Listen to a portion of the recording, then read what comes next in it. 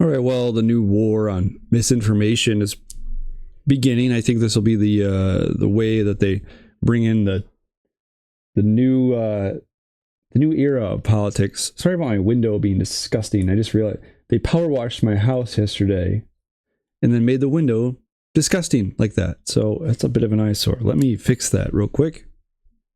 Okay, should be better. So yeah, we got that going on. You got what else happened? You have Special Counsel Jack Smith drops charges against Trump. You have more crap about mis and disinformation. You also have them blatantly lying to us about the cost of a Thanksgiving dinner, but hey, we're the ones that espouse misinformation. Lots of different things going on. Sharon Stone, totally relevant actress these days, says that the reason why Trump won is because of uneducated morons like people that support Trump. They don't travel enough. So you have this real smug elitist attitude from the left, and you wonder why they lost. Weird. And I'm sure you can notice my little friend here, Pepita, is hanging out. She's my little shoulder pat here. Sorry, trying to get maximum lighting in here. It's a little shadowy now with the window shut, but I can't have that gross window showcased here. So Pepita is a foster cat that I have that was thrown out of a moving car. I've done foster cats a bunch now. Over the last 4 or 5 years, I've had several batches of them. Normally they come in sets of several, not just one. But her situation is a little different, so she's very sweet. We'll need a home soon. Sorry about the shadow on my face. She's very much she's a very sweet cat and purrs all day. Likes to perch on my shoulder and ride around like this all day, don't you? Don't you? I have too many. My last batch foster cats failed.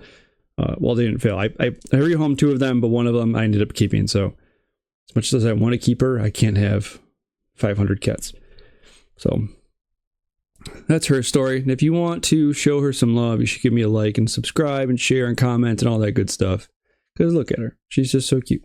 And she wants to hang out here all day with me. So now Trump won handily in the election, which is hard to believe. It's been 3 weeks now. It's been over 3 weeks now. And overall, you saw a complete decline of what we would consider American institutions over that span. You saw mainstream media is now dying. MSNBC is for sale. CNN is cutting talent. And you see a desperate push from the left to wonder, and left, I should say the establishment and the left, to understand why they lost the election. And the answer is not, hey, we lost the election because we're terrible. Our policies suck. We don't know what we're doing. We've made nobody's lives better. No, that's not the reason why. Pepita, you're right. You're on my hat. I had to put my hat backwards so you could kind of see my face. But she is insisting on that. I'm sitting on it, aren't you? But the reason why we lost the election is because of disinformation and misinformation.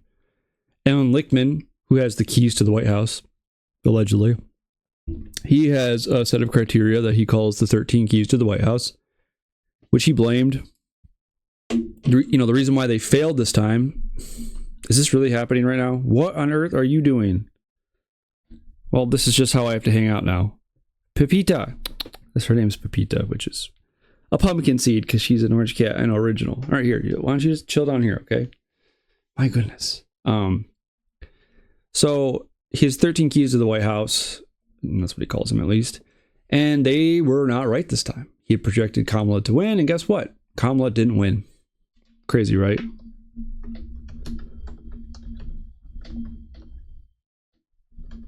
And the reason why he was wrong, when accused of, well, not accused, but when they pointed out the fact that he got it wrong this time, he apparently had gotten every election correct, save for one, Bush's 2000 election. He, the only reason someone as intelligent and as revered as him could have gotten it wrong is because of, well, Elon Musk. It's Elon Musk's fault because he has a platform that he lets people spread misinformation.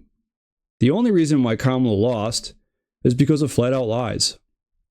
Al Lichtman made the wrong presidential prediction in 2024, and here's why. This is according to Fox 5. Washington, D.C. He has correctly called the winner of nearly every presidential election since the 1980s. My system, the 13 keys to the White House, depends upon a rational, pragmatic electorate deciding whether the White House party is governed well enough to get 4 more years or not. That was shattered in an unprecedented way this election with an avalanche of misinformation and a feeble, almost non-existent counter. That's it. Misinformation and the fact that the Democrats suck. So, and we have something brand new this time. A $300 billionaire, Elon Musk, who's worth more than most of the world's countries, putting his thumb on the scale and spreading disinformation on an enormous scale. Billions of people have viewed this disinformation. We've never seen anything like that. So this is all because of Elon Musk. It's his fault. It's because he lets you spread information freely. That's a problem. We can't have that. You're not allowed to have free speech in this country because it makes the elites look bad. There's no other possible explanation for why this guy got it wrong other than it's the stupid people's fault. Because stupid people believe incorrect information.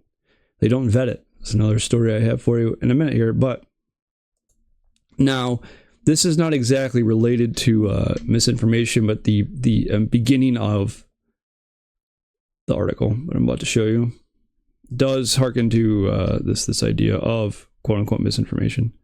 Let me pull it up here in 1 second. And then, you have, it was misinformation about the economy that made Biden, or made Kamala lose because of Biden's economy and all this other garbage. They just really think we're stupid because there's a big thing going on right now that people, there's a big push to say that if you voted for Trump, it's because you're an uneducated moron. That's just what it comes down to. Stupid, uneducated people voted for Republicans. The way the day-to-day experience of your life has nothing to do with it. It's just because you're dumb and you believe things that Elon Musk says. Powerhouse progressive watchdog Media Matters hunkers down amid legal and financial challenges. So this article is not really related to what I'm talking about, but the beginning is, so on Sunday, this past Sunday, it is November 27th, happy Thanksgiving, there was a meeting of something called the Democracy Alliance, which kicked off with attendees and presentations from powerful Democrats, including Elizabeth Warren and the party's wealthiest donors. So on the agenda, according to the New York Times, is a discussion about Democrats this election who lost the White House and Senate, needing to go on an offensive in a splintered media environment where conservatives have amassed more influence.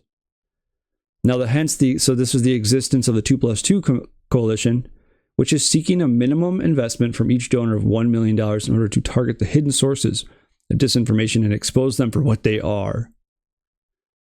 So they're getting together and they're trying to find a way, they're trying to team up to figure out how they can combat disinformation. They're going to use the might of the wealthy to try to expose how stupid and wrong we all are. This goes on to this next stage here. From an article from Slate magazine, the online platform. Don't know if it's magazine. Whoops, I don't want that up. The most fatal mistake of Biden's term. Now, this article, if you want to read it, link is in the description below. I put all my links to my videos in there. But this tells you here that basically everything about Biden's economy was just underappreciated. We don't understand how great it really was. People want to bitch about prices when they should just sit there long enough to get used to prices being terrible. He did have a remarkable comeback from the pandemic era hits to the economy, he brought the country back to full employment. So remember that they shut the freaking economy down. People stopped going to work. And Biden took credit for the jobs when people went back to work. And regardless of what this person says, there was no recovery from a COVID era, a pandemic era hit to the economy. Things were they were pretty good when he got in office. It was when he was in office where things took a really bad turn. And a lot of it was based on policy, his economic, the decisions he made when it came to executive orders, the push for conflict with Russia. All of these things had a big effect. Now, we should all just be appreciative of how great things were. Biden dumped billions of dollars into things like the Inflation Reduction Act and the CHIPS Act and all this other government trash. The problem with the Inflation Reduction Act is it didn't have anything to do with inflation. The word is just, the name is just, it's there to sound good, right? What it really was about was, environmental stuff. It was about, it was basically like some cut down version of the Green New Deal. The CHIPS Act really amounted to a whole lot of nothing. Infrastructure plans, all that stuff amounted to a whole lot of nothing. All these woke policies, these progressive policies, they just really didn't do anything other than jack up the price of things because of inflation. Which money printing is, central to that. Money printing is required to pass and move along government programs. Now, what was interesting here in this whole article to me was there were bad vibes surrounding his administration and ultimately Kamala Harris. It was misinformation, according to Heidi Schulholz, president of the Economic Policy Institute and former chief economist at the Department of Labor under the Obama administration. And when Americans were asked to reflect on their financial situation, on average, people would say they were better off than they were in 2019. But they asked the same question about when asked the same question about the broader U.S. economy without hesitation, they would say no. That gap in my mind, that's misinformation. People have perfect information over what's going on in their own lives. But as far as what's going on in the broader economy, they just take what they're hearing. Now, misinformation is a pervasive issue that is rampant in the digital ecosystem, enabled by social media, which seamlessly prevents falsehoods instantly with few to no checks in place to counter the false narratives. So there you have it. They're just blatant with it. They want there to be checks in place. Checks in place mean who's going to oversee that? Well, government, of course. That's the reality of it, is somebody's going to have to oversee that. Somebody's going to have to push social media and companies to censor. And if they don't do it willingly because it's a free market, they will have to make laws that tell them you have to censor people. So according to this person, misinformation is the reason why you think the economy was terrible. Because everything was actually really good, even though they weren't. What I guess is kind of interesting to me in this whole thing, not interesting, but stupid, is the fact that who really gauges the strength of the economy as a whole versus their own experience. Now, that person says, well, their lived experience is how they decide the economy is doing for their own lives. But overall, they think about the broader economy. Things are, terrible because of misinformation. Well, that is complete crap to say that most people would say their lives were better in or are better today than they were in 2019. I don't really know anybody that could say that. I genuinely don't think of a single person in my life. I know so many people that are unemployed, so many people that are underemployed, that don't have, they can't afford anything right now. That is just, I think that's just a blatantly false statement to make. And when most people think of the economy, they don't really think of the economy at large. They think of their lived experience. And enough people were able to use their lived experience as a gauge to whether they wanted to vote for one candidate or the other. One would think that's enough information there to say, hey, things must be pretty bad if so many people feel this way. But this is the war we're going to fight now. Misinformation is the problem, because The reason why we no longer think the experts are the experts is because of misinformation, because we've been poisoned against them. That's what they're going to say. This will be a big thing coming from entities in Europe, especially like the UN put out a report saying that most social media influencers share information without verifying it first. So, what's there to be verified? They're not pretending to be news outlets or whatever. People are more than capable of determining what the truth is for themselves, but they don't care about the truth. They care about consensus. They really do. That's like the CEO of or the head of NPR now, who was once the head of Wikipedia, said, "We revere the truth too much. It gets in the way of consensus." That's what they care about. Consensus. This term consensus will probably be the new buzzword. We need to combat misinformation because there's no consensus. Consensus used to be, there's a consensus that we're all the experts. We're smarter than you. We know more than you do. We're the government. We need to be able to come in and rule your lives and tell you what to do because we know better than you do because you're just an idiot. And I think that's just the mindset when it comes to a lot of these people. They think that, you know, like Trump's picks for many positions have been just destroyed by people like John Bolton. Okay. John Bolton has had positions of prominence since the 1990s. I know for sure, probably since before then. I don't really know. Don't really care. But here's a guy that was a central part of pushing us into the war in Iraq, pushing us to all these other conflicts. He's been a war hawk. He thinks Donald Trump is the dumbest person ever. He thinks that all these, people that vote for him are the dumbest people ever. And he's sitting there going, "Oh, Trump's picks for this and that are terrible." And it's like, dude, every decision you've ever made, every time you push this country to do or government to do, every decision our government's made on your behalf has been a bad one. And so in that regard, why on earth should you still be allowed to be seen as the expert? Why should anybody care about what the hell you have to say? Answer me, because I don't see how anybody should care what John Bolton thinks or what any of these quote-unquote experts think. There's been an outright rejection of the system in play right now because it doesn't work. Because normal people are getting left behind. People don't feel like their lives are improved by it. Things have gotten much worse. This is all because it's come, and all this has come about on the behalf of experts who think that they know better than all of us. And I'm sorry, it's just no longer the case. It's because the quote-unquote expert class is no longer that impressive anymore. This country was never designed to have experts run anything. This is a progressive era policy that was put in place by Woodrow Wilson that we still use today.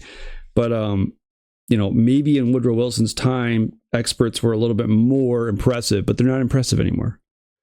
A lot of these people are just bureaucrats that work in government forever that really have no business running anything. You wouldn't have them run your kid's lemonade stand, let alone have them, run government departments or make laws or regulations or tell people what to do. So it's like, at this juncture, why in the hell should anybody listen to you? They're just not impressive anymore. They're mediocre people. They're not, you can't fire them. That's a big thing that's going on with the pushback against Trump is he wants to make it so you can fire these bureaucrats. But I'm sorry, if you can make laws or you can determine if you can interpret laws or you can push regulations and you can ruin people's lives and then I should have every right to fire you, especially if I'm paying your salary as a taxpayer.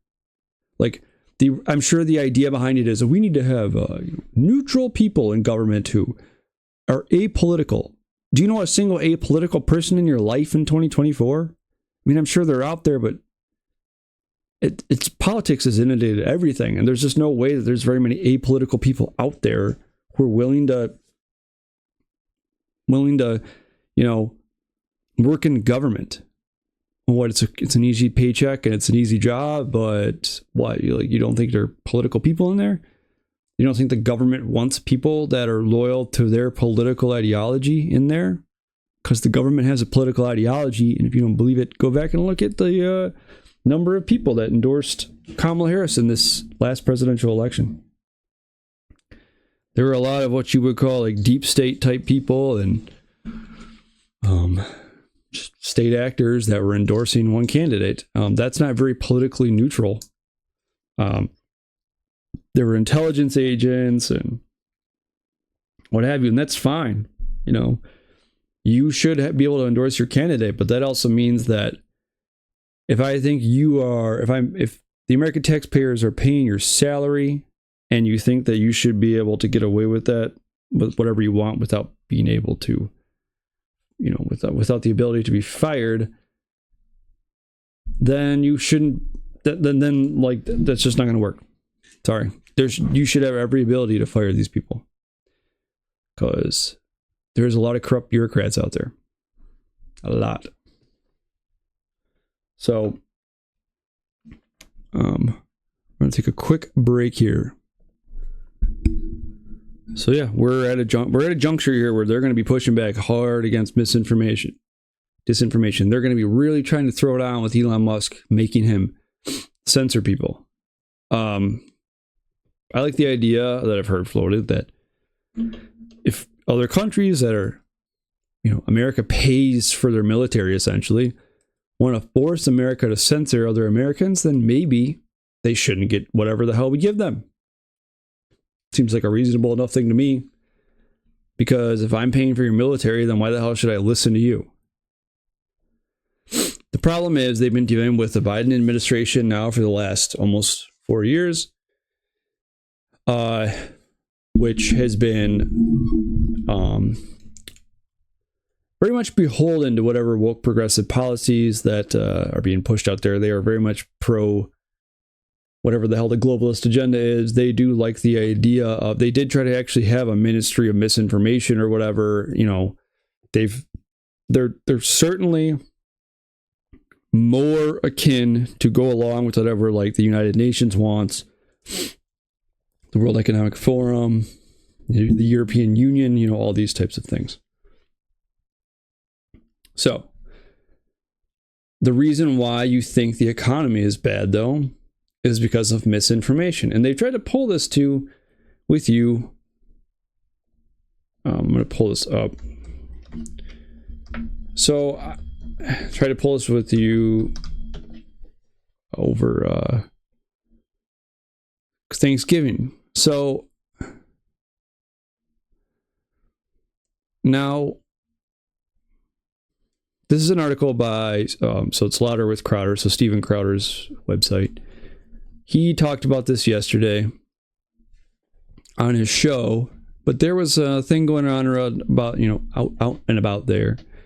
Forgive me, I'm burning on no sleep. I've been out hunting for the last several days now, and I can't seem to get any deer right now. And it's like, I'm getting desperate because the season's almost over for gun and blah.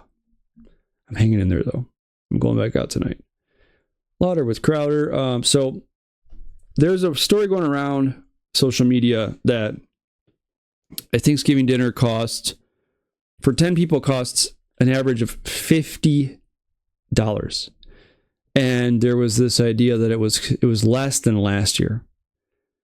Now, can we just be real here? Who in the hell could get dinner for 10 people, make that not Thanksgiving, for less than $50? For 10 people? That's absurd. There's no way in hell. I think about, there's 4 people in my family, so my wife and we have 2 kids. I can imagine if I were to go to the store today, just to make dinner for tonight for the 4 of us, say meat, some sides, and maybe a few things, you know, few extra groceries I may have to grab.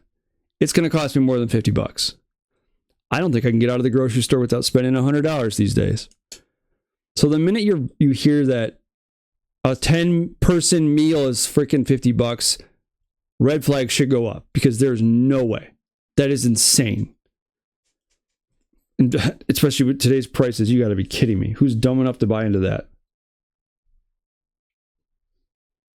Now, the truth which they covered yesterday, is it's actually more akin to about it's actually $431, and it's actually up 19% since last year. It's so this originally came from let me see here. This originally came from the Farm Bureau thing. Whoop, not that one. Here we go.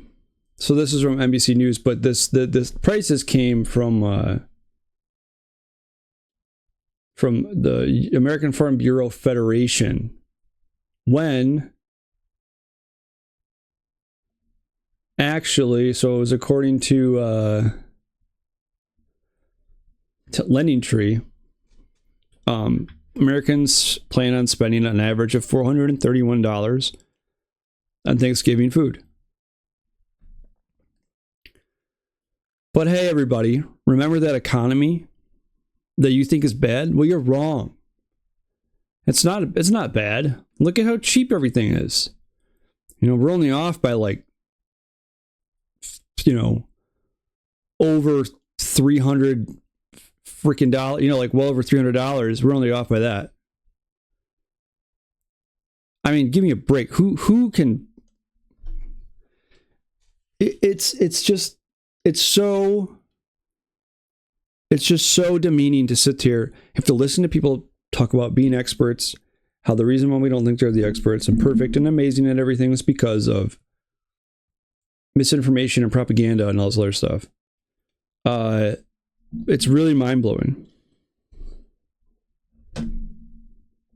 You know, we're wrong, we're stupid. But hey, here's some flat-out lies. And I guess the thing, you know, it's like, this isn't the first flat-out lie. It's always a flat-out lie. Why is it this past week, whenever The View has their show, they have to read legal briefs whenever they go out and blatantly lie, but they've never had to do that before? Well, it's because the network's up for sale, and they want to avoid a lawsuit, especially because Trump's suing the New York Times. They want to avoid getting screwed over when they don't have the money to get screwed over right now. So, but if they're telling the truth, they shouldn't have to read that kind of garbage, right? Well, they do, because they lie. And this has been going on forever. They lie about everything. It's just, hey, media and establishment elites, you want to know why you lost? Because you all lie. There you go. You lie and you don't know what you're doing, and you say, trust me, I'm going to do this thing, and it doesn't work out for anybody.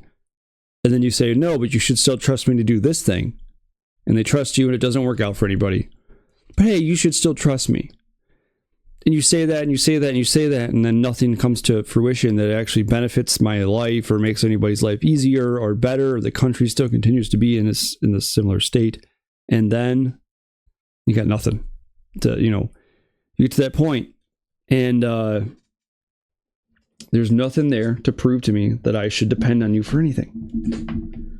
It's beyond stupidity at this point. It's just flat out lies. So we're reaching this point now where, you know, hey, we're just going to flat out lie to you, but the reason why we lost the election is because people are lying about us. So, remember this. You can see there, the whole story was done louder with Crowder.com is the website. You can see it. If you go to their show notes from yesterday, it's all there. Pretty incredible. Just lie. But hey, you're the one who's lying. Now, speaking of lying, magically, special counsel Jack Smith drops charges against Trump. What day was this article on? From November 25th. So I had started to put together a show and a podcast for the 25th. I had anticipated on doing a bunch this week, but it's holiday and I've been out hunting, trying to kill a deer for, you know, just to feed my family. Things have other things have gotten in the way, so forgive the redundancy of this story. I'm sure you've heard it a million times, but I feel like this kind of ties into everything, right? During the election, we heard people say constantly, convicted felon Donald Trump, 36-time convicted felon, convicted felon, convicted felon, a felon and a rapist, a felon, and they kept saying that over and over again. And it all ties to these court cases, which are now being dropped for the most part. So Jack Smith filed a request on Monday to drop all 4 felony charges against the president-elect Donald Trump. And the charges included conspiracy to defraud the United States, obstruction of an attempt to obstruct an official proceeding, conspiracy to obstruct an official proceeding, and conspiracy against rights. Now they claim, the reason why we did this is because it's not precedent to, charge sitting presidents with crimes. Correct. But when the hell has it stopped you? When the hell has it stopped you at all when it comes to Donald Trump? When has precedent gotten in the way when you do anything with him? It hasn't at all. Is he the only president was he impeached? Was he impeached twice?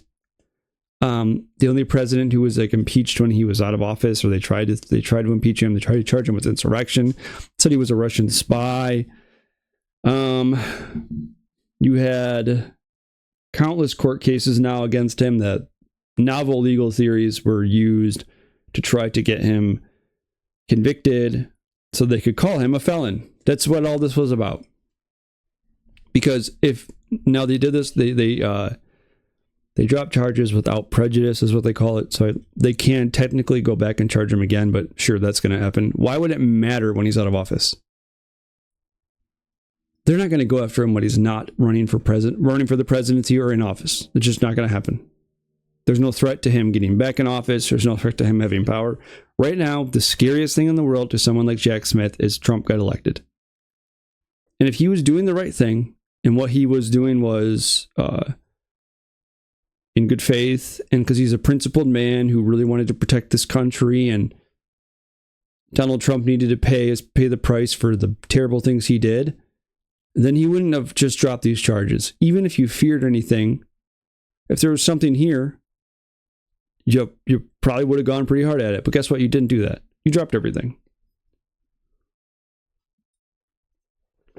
Are they scared of retribution because Donald Trump's going to lock up his political opponents and be this evil, scary guy that's going to go around and destroy the lives of his detractors? Nope, because he didn't do that the first time. What this guy is scared of is the fact that he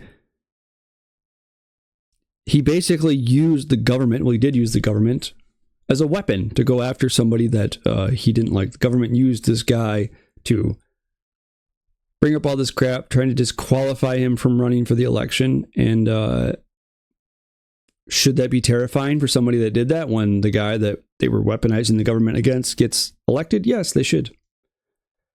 Because you should pay the price. If you're weaponizing the government, you deserve to pay the price for that. Sorry, it's what you deserve. Because if you don't set the precedent now that weaponizing government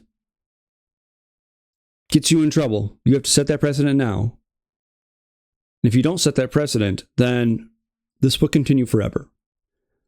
Now, I grew up in this country, and I remember my whole entire life being like, wow, government in America doesn't seem very corrupt. And that was until Trump came along. Not because he's corrupt, but because it shows how corrupt the government is when they were trying to get him out, trying to fight back against him, weaponizing the government to go after somebody because he's their political opponent. All these things, it was like, wow, America's really corrupt. Lots of people see that. Other countries see that. Wow, this stuff's really, it's really, really corrupt what they're doing. It's really, really crazy that would happen in America.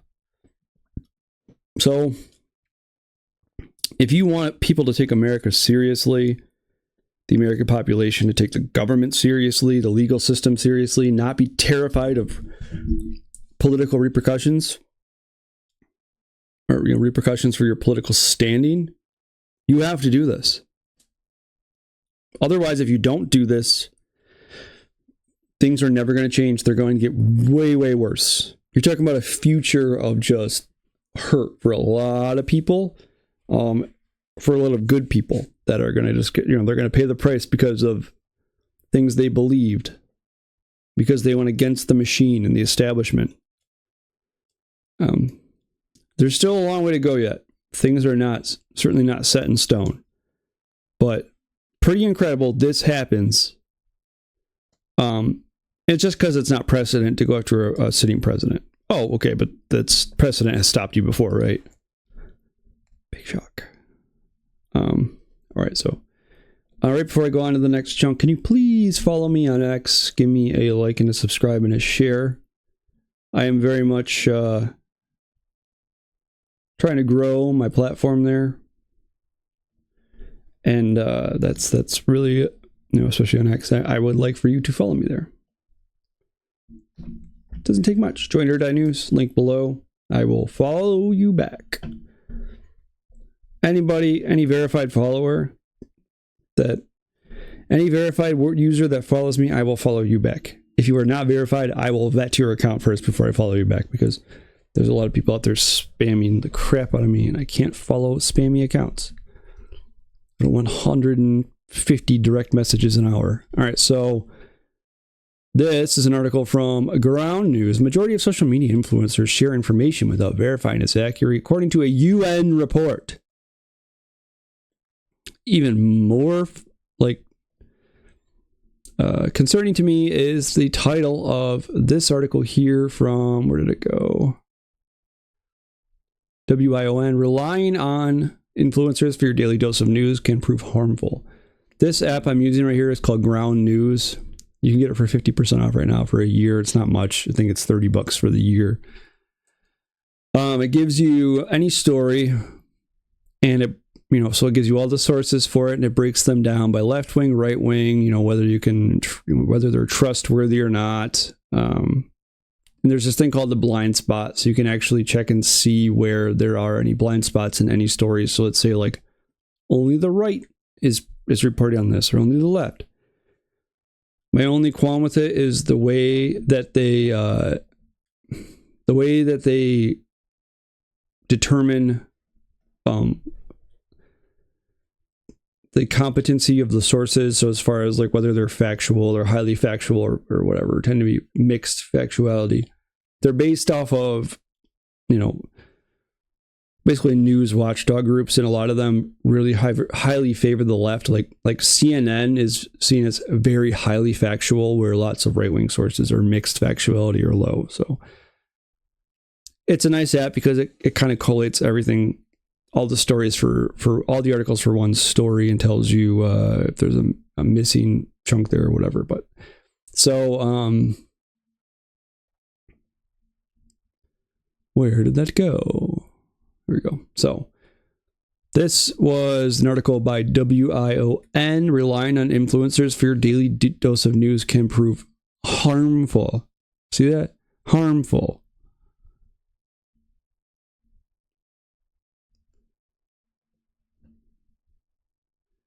Next time you see a social media influencer suggest a fitness and diet routine or talk about a wider topic that affects the world, you might want to take it with a pinch of salt.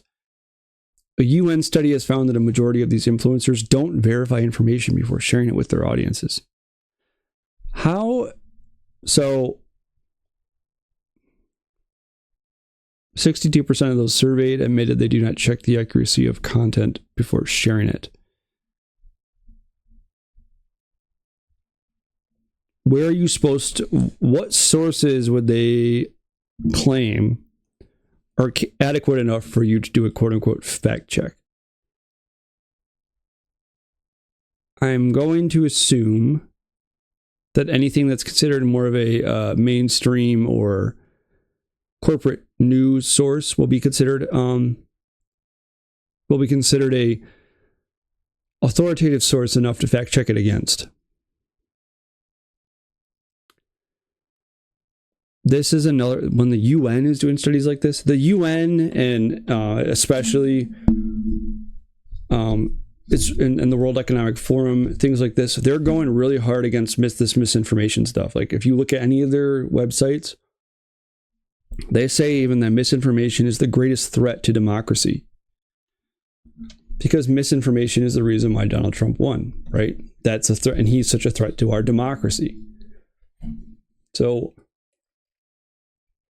if you don't verify your sources or fact check them, then you're part of the problem. And notice how it's social media influencers. What about mainstream media sources? Do they fact check their stuff, or do they have to fact check it? Well, no, they never do. They'll just go off with the story, off the get without actually including a lot of the source material or having to verify it first. What about them? They don't count in this story? Well, of course not. But that's what it's going to be. Social media is the target. And the UN is doing studies like this. Who do you think they're going to go after? They're going to go after the guy that has been especially pushing back against them, who they've been going after already. That will be Mr. Elon Musk. The thing is, Musk buying X has been instrumental, I would say, in Trump's victory. I think Musk buying X, making it a fully free speech platform, changed the game. And they know that. I don't think that they're ignorant as to that situation. They know that Elon Musk buying it, making it free speech, not pro misinformation, that's the problem. They liked it better, and it was fine when there was heavy moderation on there, because I've said this a million times, conservatives are just wrong. Conservatives, libertarians, and what have you, they're just wrong. And the left they're right about everything. That's why putting your opinion out there, if you're conservative, isn't because it's just flat out dangerous, because you're just wrong. You're wrong. It's always a conspiracy theory. You're always just trying to sow distrust in institutions. These institutions are filled with the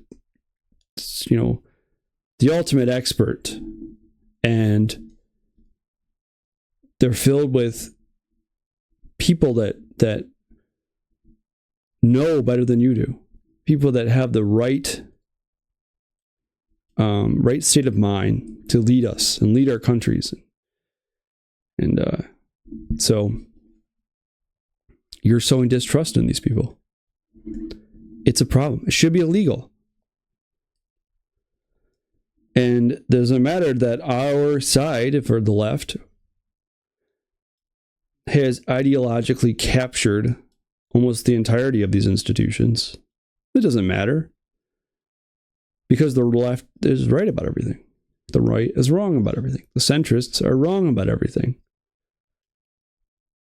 And that's a smug elitist attitude that they actually have. If you don't believe me, look at what they're saying about people in this election. They're claiming the reason why Trump won the election is because of uneducated morons. That's what it comes down to. It's uneducated people. You're not smart unless you have a college degree, remember? Well, I got a college degree and a master's degree and a PhD, and I didn't vote for Kamala Harris, so I'm stupid then, apparently. It's people that have, state-sanctioned college degrees that they hear all the things that they tell them, all the things they want to tell them. Those people then take that information out there and vote for the right people. That makes you educated. The fact that I don't feel that way probably is just proof that I'm just not smart.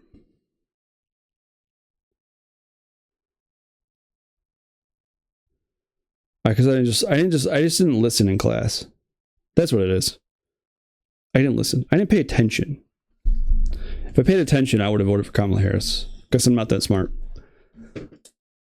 Forget the PhD behind me. I'm stupid. Master's degree behind me.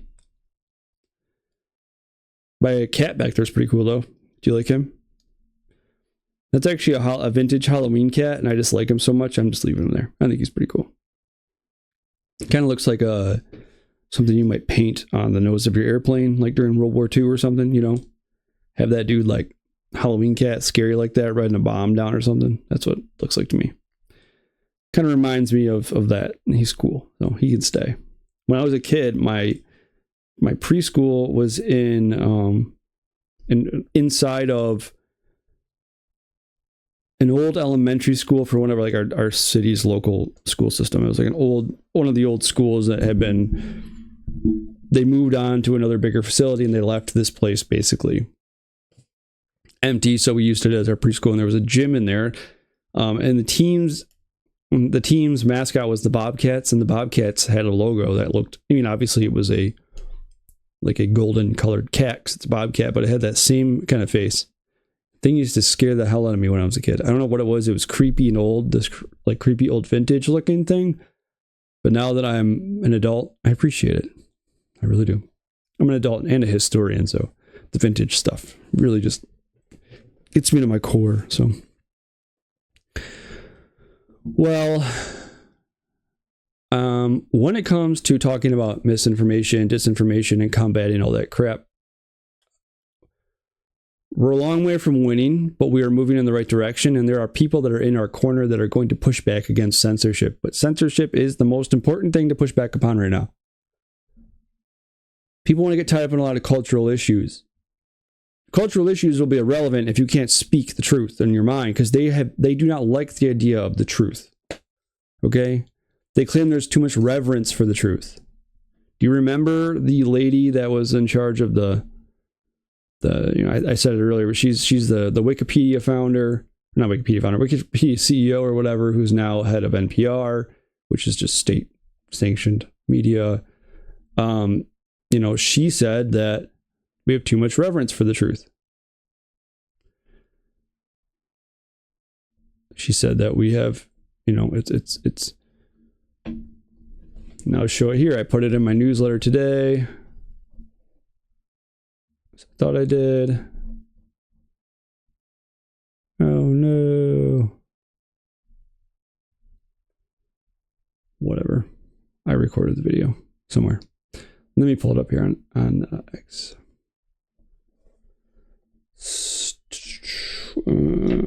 NPR Reverence for Truth.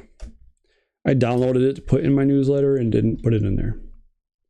Just FYI, if you're adding me on X, please don't direct message me. Okay, it's very it's unnecessary. I don't have time to answer direct messages. Just interact with my content. I'll interact with you. So I get this all the time where people want to DM me, and I'm like, I don't want. I get it.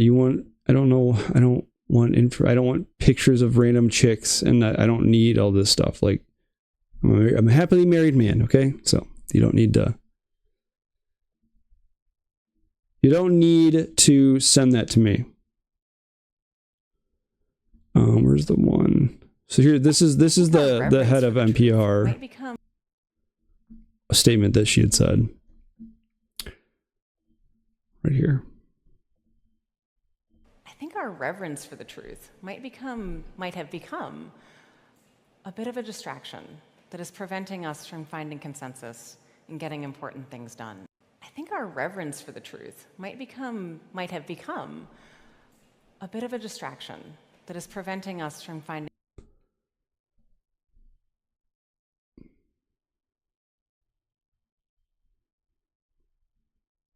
disagreements. See truth isn't necessarily the best place to start. Here we go. It's this. In fact, I think our reverence for the truth might have become. Truth might have become a bit of a distraction that's preventing us from finding consensus and getting important things done.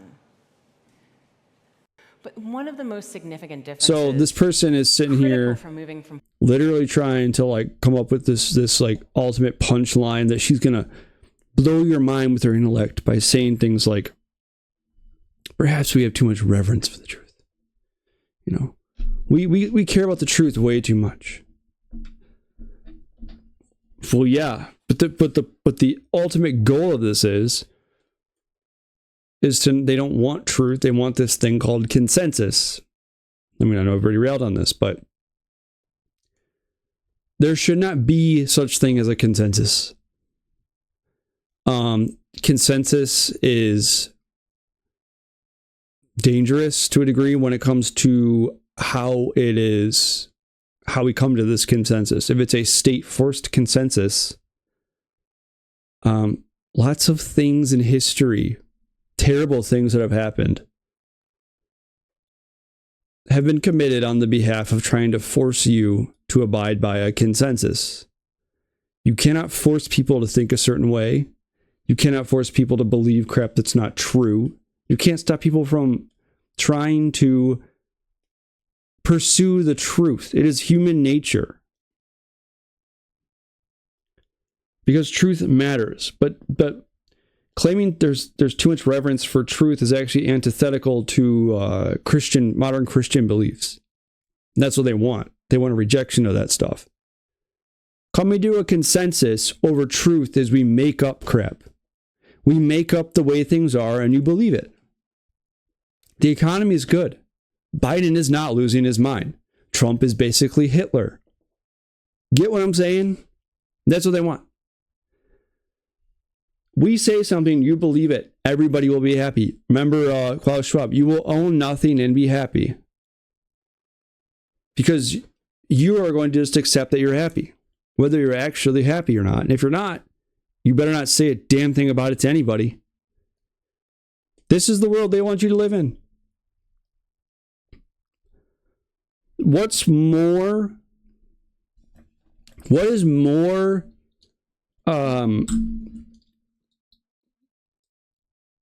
actually, okay, so I'll take this back for a second. First of all, coming to a consensus is a good thing if everybody is in the right mindset and the consensus you come to is a good consensus. Right? The basis of the United States of America is built on a moral Christian foundation where consensus would revolve around Christian beliefs. It's the only way that we can have a proper country, right? When you veer away from that, you get the disaster we have now. So there is a consensus, if you are a spiritual person, that is a good consensus that things will progress properly. But for the most part, like things like a political consensus and a scientific consensus and all this other stuff, it's really antithetical to progress and to innovation. If we all just say, oh, this is what the science says, I'm not going to change a thing about it, then science wouldn't progress. We all should just agree on X, Y, and Z. Okay, well, what if what we're agreeing on is the wrong thing? How are we going to progress from there? Let's just say we all agreed on the stuff that they said was reality surrounding the pandemic. Think of all the stuff they told us. Let's say we all agreed upon that. Would it have ended it any sooner? Would it have ended it at all? Nothing that they actually did tell you that you should think is the consensus would have ended it. It would have just continued the way that it was always going to continue. Because it came down to just the body's ability to build an immunity to it. It had nothing to do with the government rules, the lockdowns, the orders. So that if we all came to their consensus, though, we would have all just gone along with the rules the way they made them. So I think that one second here.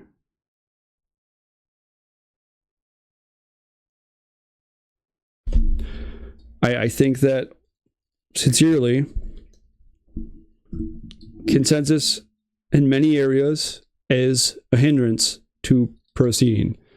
I'm a historian, so the way the academic discipline of history works is you're always trying to disprove other people's work, or you're always trying to add to it, or you're always trying to view it from different schools of history, different areas of history.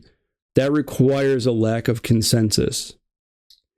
if we all agreed on the same tenets of every single history story, any single history topic, subject, era, whatever, then we would just have this one like book.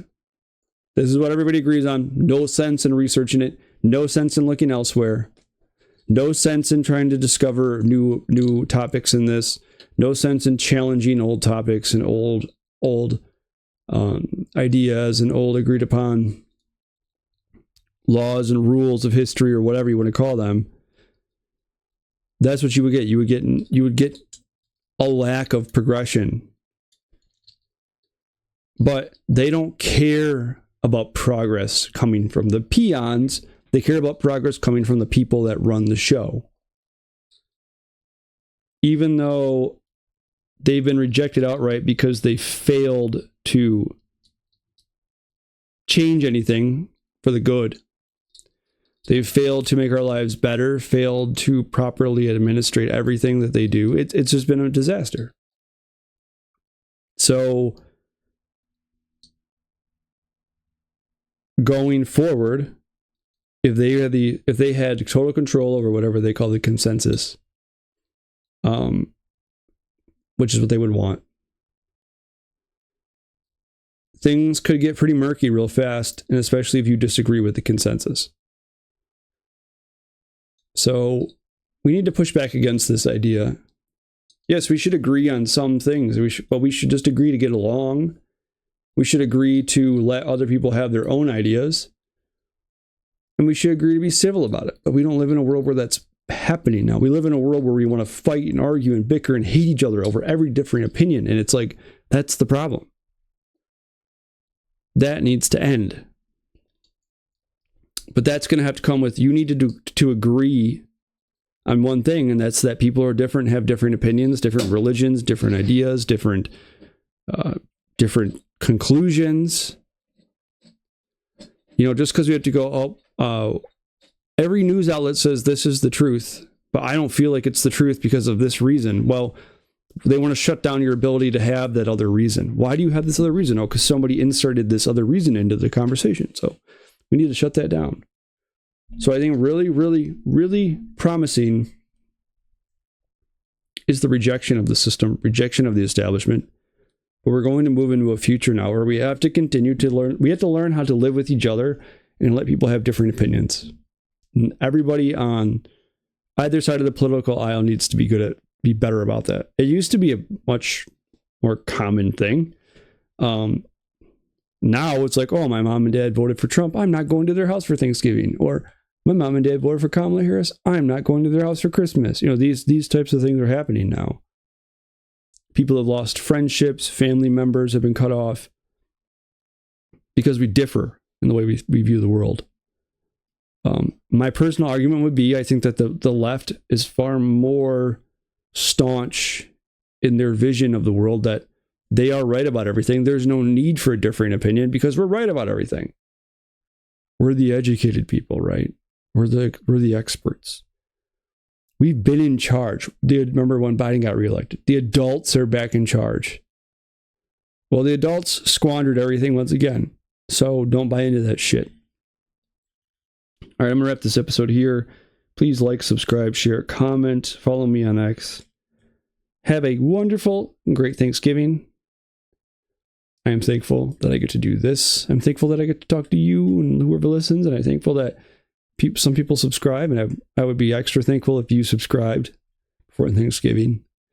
But after is fine too. I know you may be holding out, but I get it. It's irresistible to not hit that subscribe button. If you really want to stick it to the censorship people, you should subscribe.